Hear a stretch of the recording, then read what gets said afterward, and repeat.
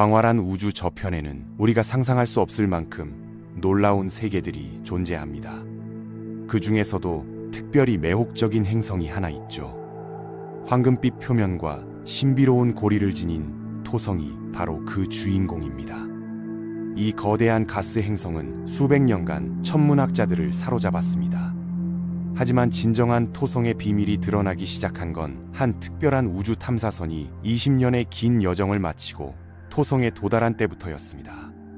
오늘 우리는 카시니 하이겐스 미션이 밝혀낸 토성의 놀라운 진실들을 함께 살펴보겠습니다. 태양계 탐사 역사상 가장 성공적인 미션 중 하나로 평가받는 카시니 하이겐스 프로젝트의 놀라운 성과를 요약하기란 쉽지 않은 일이죠. 총 4대의 탐사선이 토성을 방문했지만 그 중에서도 카시니 하이겐스가 가장 혁신적인 발견들을 가져다 주었습니다. 과학적으로 말하자면 이 미션에서 수집된 데이터는 무려 4,200건이 넘는 연구 논문의 토대가 되었다는 사실이 이를 입증합니다. 6개의 새로운 위성을 찾아냈고 토성의 구조를 더욱 정확하게 파악하는 데 큰 도움을 주었죠. 20년 동안 총 72억 킬로미터를 여행했으며 그중 13년을 토성 주변에서 보내면서 귀중한 데이터를 수집했습니다. 이는 인류 역사상 가장 야심찬 우주 탐사 프로젝트 중 하나였습니다. 카시니는 토성의 중력장, 자기권, 고리 구조에 대한 상세한 정보를 모았습니다. 미션의 마지막 순간까지도 토성 대기의 농밀한 구름 속으로 뛰어들어 수많은 작은 조각들로 분해되면서까지 데이터를 전송했죠. 더 놀라운 것은 이 모든 과정에서 태양계와 토성에 관한 가장 경이롭고 감동적인 이미지들을 우리에게 선사했다는 점입니다. 정말로 엄청난 성취라고 할 수 있겠습니다. 지금부터 카시니 하이겐스가 우리에게 전해준 놀라운 발견들과 그랜드 피날레까지의 전 과정을 자세히 탐험해 보겠습니다. 이 여정은 우주 과학의 역사를 다시 쓴 감동적인 이야기입니다. 토성의 아름다움을 제대로 감상하고 싶으시다면 그랜드 피날레 기간 동안 카시니가 보여준 시각으로 바라보는 것만큼 좋은 방법은 없을 겁니다. 토성에 최초로 도달한 탐사선은 1979년 파이오니어 11호였습니다. 이때 과학자들은 토성의 가장 큰 위성인 타이탄에 두꺼운 대기가 있다는 놀라운 사실을 확인했죠. 그들은 반드시 다시 돌아가서 그 위성을 방문해야겠다고 생각했습니다. 하지만 이번에는 착륙선과 함께 말이죠. 그런데 보이저 1호와 2호가 이미 토성을 향해 출발한 상황이었기 때문에 착륙 미션을 추가하기에는 너무 늦었습니다. 그래서 카시니 하이겐스가 탄생하게 되었고 1997년 10월에 우주로 발사되었습니다. 토성까지 우주선을 보내는 일은 결코 간단한 작업이 아닙니다. 전체 여행 과정에서 태양의 강력한 중력이 계속해서 카시니를 태양계 내부로 끌어당기려 했기 때문이죠. 토성에 도달하는 데 필요한 충분한 속도를 얻기 위해 카시니는 여러 행성들의 중력 도움을 받아야 했습니다. 금성을 2번 지나친 후 지구로 돌아왔고 지구의 중력은 카시니를 목성 방향으로 가속시켰습니다. 목성은 토성에 도달하는 데 필요한 최종적인 추진력을 제공했죠. 이런 중력 보조를 가능하게 해준 행성들의 배열은 무려 600년마다 한 번씩만 발생하는 극히 드문 현상이었습니다. 그래서 이 경우 타이밍이 정말 중요했던 거죠.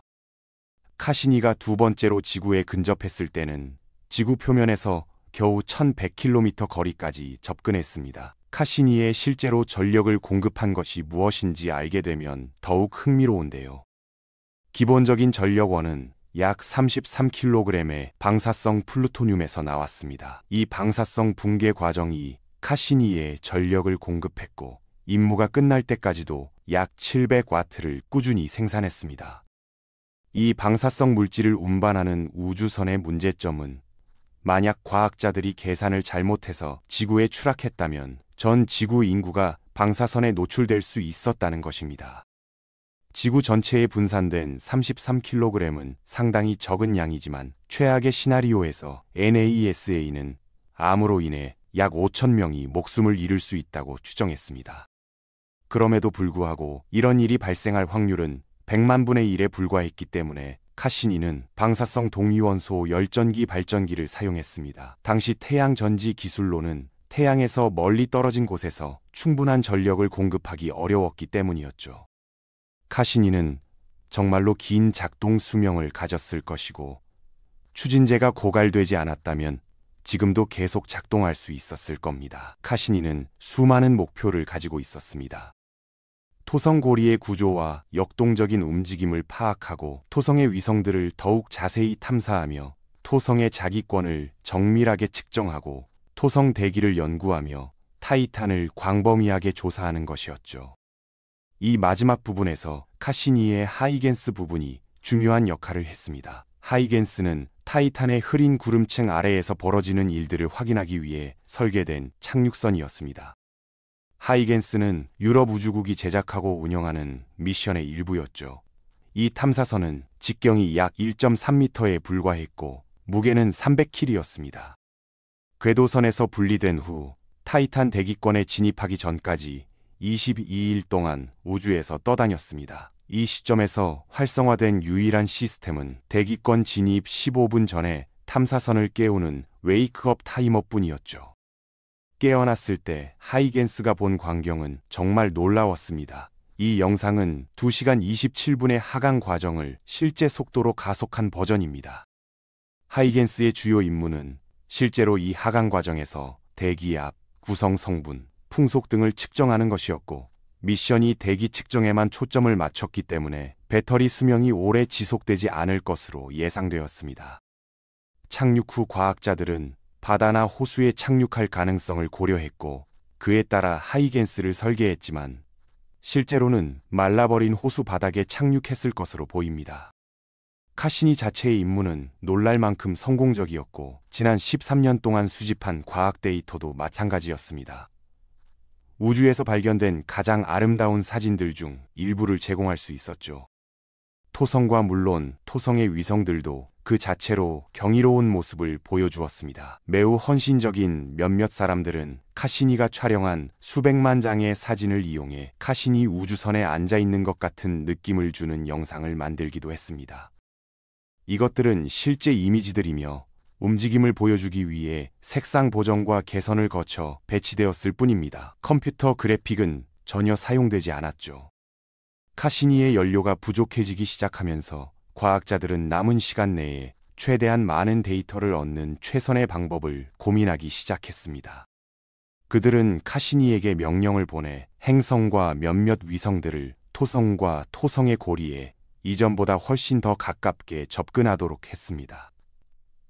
2016년 11월 3일부터 시작해서 카시니는 토성의 북극 위로 반복적으로 높이 상승했습니다.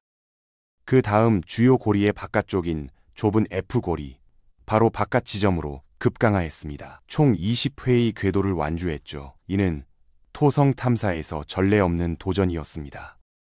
그 다음 2017년 4월 22일에 카시니는 고리 위로 뛰어올라 마지막 대담한 다이빙 시리즈를 시작했습니다. 행성과 고리의 안쪽 가장자리 사이 공간에서 말이죠. 이것이 바로 카시니 그랜드 피날레였습니다. 1년의 궤도와 다이빙으로 탐사선이 연구 대상에 점점 더 가까이 접근했습니다. 카시니가 토성의 품 안으로 날아들어갈수록 데이터는 더욱 순수해졌지만 동시에 점점 더 큰 위험에 직면했습니다. 이는 우주 탐사 역사상 가장 극적인 순간 중 하나였죠. NASA 웹사이트는 그랜드 피날레 동안 토성을 지나가면서 이 마지막 임무의 목적을 설명합니다. 카시니는 임무를 처음 계획한 사람들이 상상도 못했을 만큼 엄청나게 풍부하고 귀중한 정보를 수집할 예정이었습니다. 우주선은 토성의 중력과 자기장에 대한 상세한 지도를 만들어 행성 내부의 배열 구조를 보여주고 내부가 얼마나 빨리 회전하는지에 대한 미스터리를 해결하는 데 도움이 될 것이었습니다.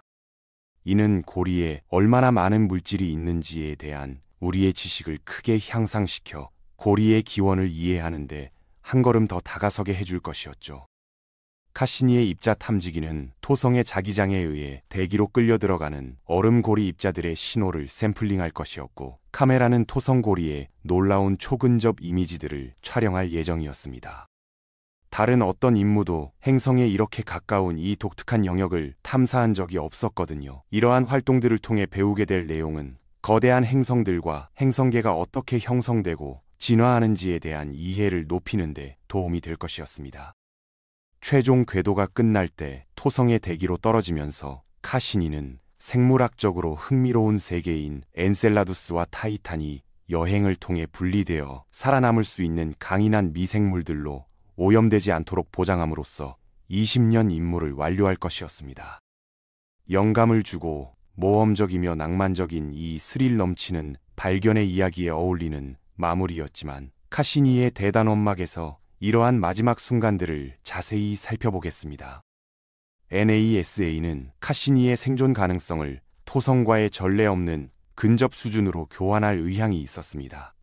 결국 카시니는 연료가 부족했기 때문에 생존이 이미 불가능했고, 이 결정은 카시니가 그 어느 때보다 토성에 가까이 접근하도록 승인을 받았다는 것을 의미했습니다. 고리들 사이로 돌진했지만 이 독특한 관점이 우리가 전에 본 적 없는 것들을 보여주었을까요? 카시니가 그랜드 피날레에서 목격한 멋진 장소들을 살펴보겠습니다. 토성의 위성들부터 시작해서 전례 없는 세부 사항으로 몇 개의 셰퍼드 위성들을 관찰했습니다.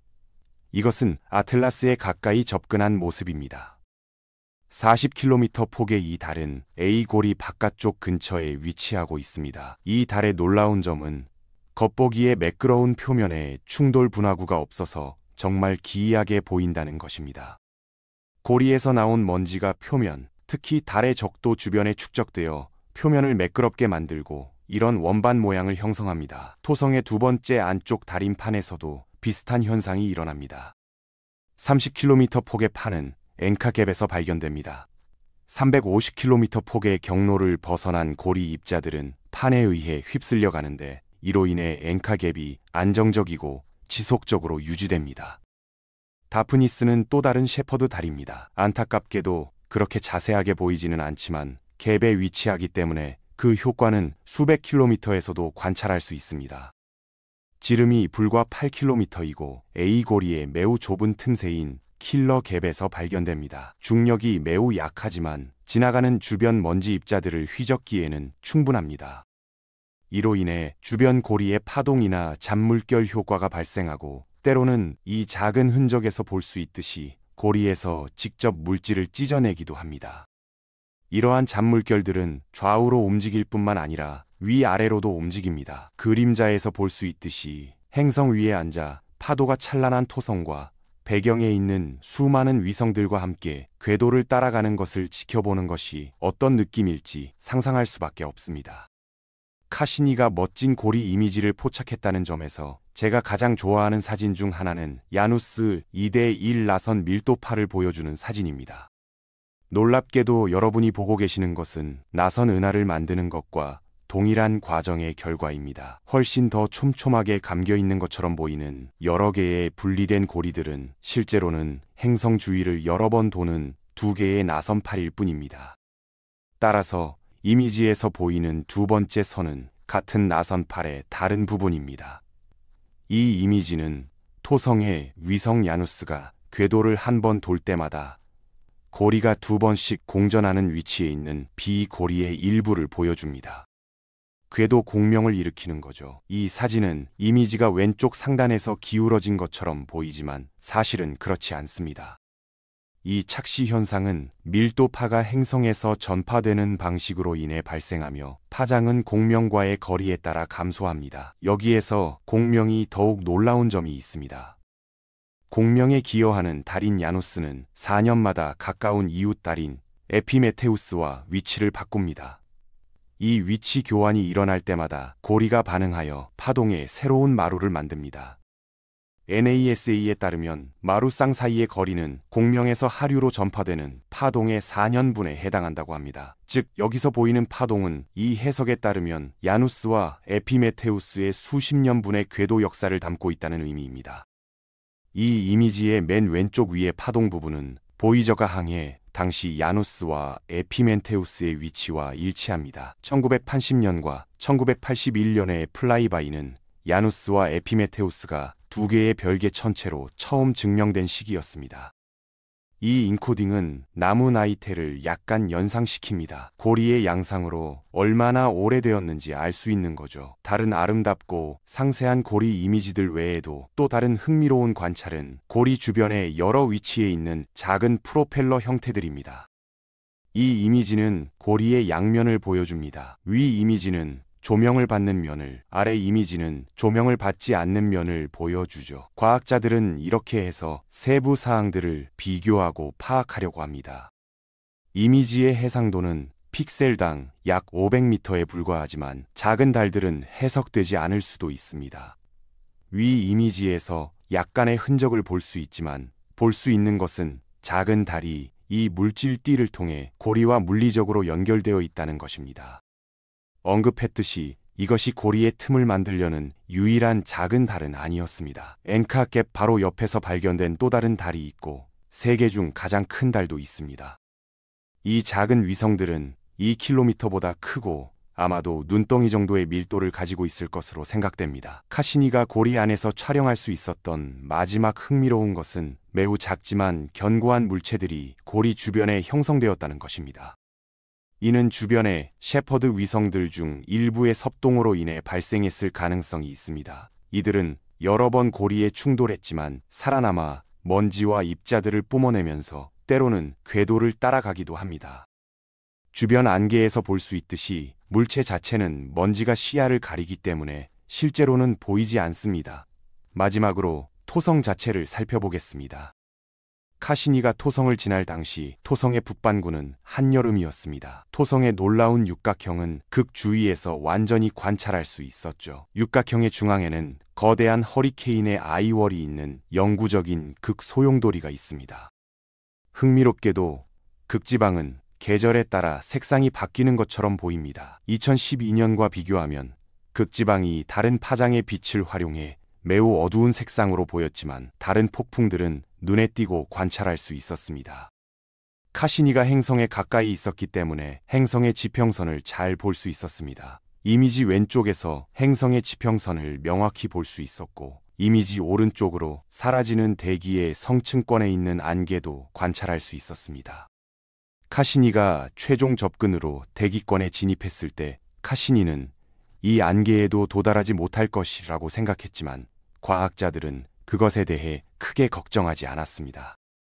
과학자들이 특히 관심을 가진 것은 대기가 무엇으로 구성되어 있는지였습니다. 카시니는 그 대기권으로 뛰어들어 정보를 찾고 그 과정에서 타버려 카시니가 보낸 마지막 데이터가 되었습니다.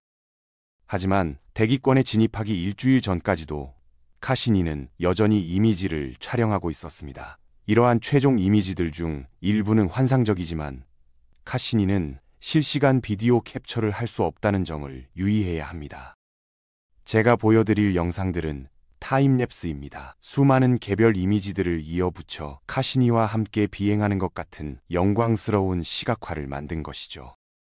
토성으로의 궁극적인 여행이지만 이 이미지들이 모두 토성 자체의 것은 아닙니다. 우리가 살펴볼 첫 번째 타임랩스는 카시니 임무가 끝나기 불과 일주일 전인 2017년 9월 8일에 촬영한 것입니다.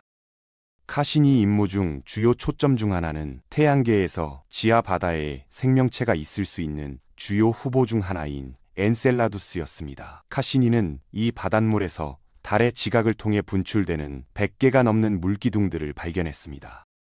이 물은 우주 환경에서 얼어붙어 현재 토성 주위에 아름다운 이 고리를 형성했습니다.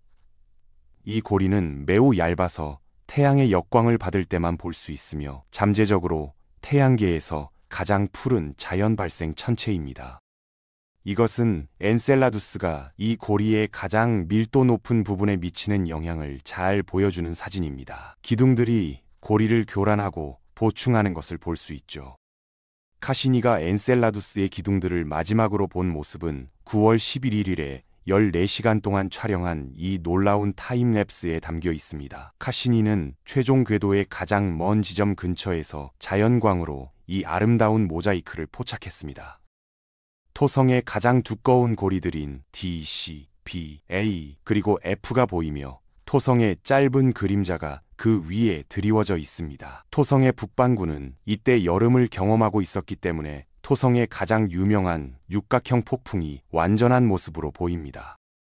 또한 자연광에서 토성의 미묘한 띠들을 거의 알아볼 수 있습니다.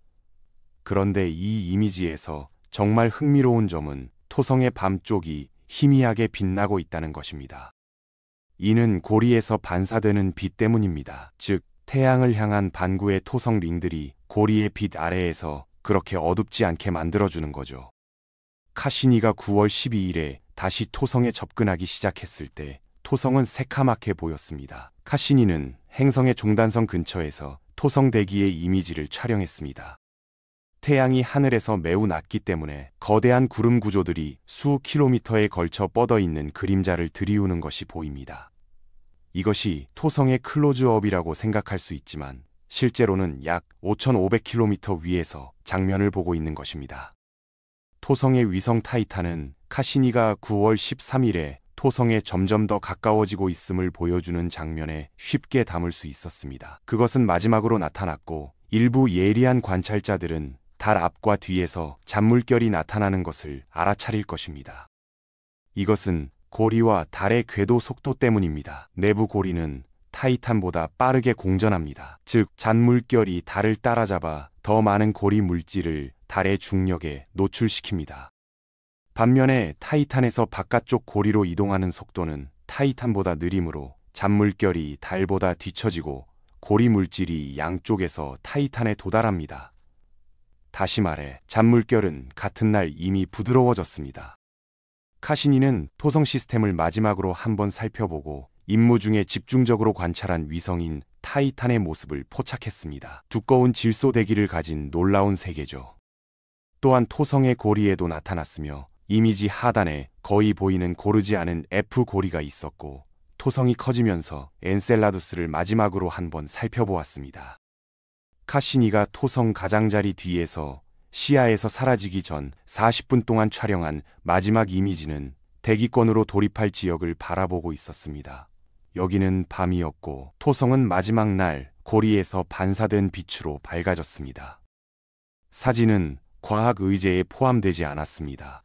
사진이 아름답긴 했지만 귀중한 대역폭을 많이 사용했고 과학자들은 우주선이 파괴되기 전에 모든 데이터를 실시간으로 얻고 싶어 했습니다. 이것은 이전에 토성을 탐사한 적이 없는 특별한 기회였습니다. 카시니가 토성 대기의 얇은 부분에 처음 부딪혔을 때는 시속 12만 3,000km로 이동하고 있었습니다.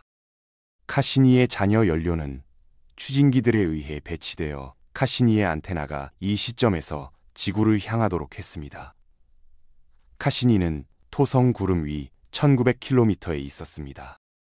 1분 후 이 추진기들은 카시니가 통제 불능으로 회전하지 않도록 최대 용량으로 발사했습니다. 카시니는 토성의 대기를 직접 샘플링했지만 이 대기는 카시니를 불과 10초 동안만 가열했습니다. 나중에 추진기들이 작동을 멈추고 카시니가 회전하기 시작하면서 지구와의 통신이 끊겼습니다. 이 시점에서 카시니의 온보드 컴퓨터는 무엇이 잘못되었는지 알아내려고 노력했을 것입니다.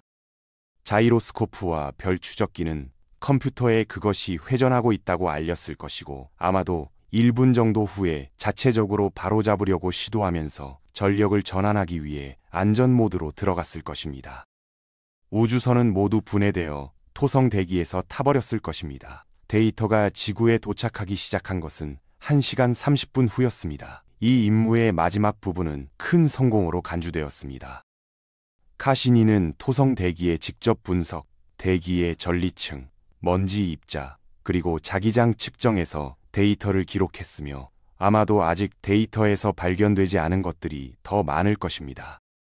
카시니 임무의 놀라운 점은 과학 논문을 계속 제공하고 있다는 것입니다. 수집한 데이터가 분석되고 카시니의 데이터에서 발견한 내용을 재검토하면서 여전히 발견이 이루어지고 있습니다.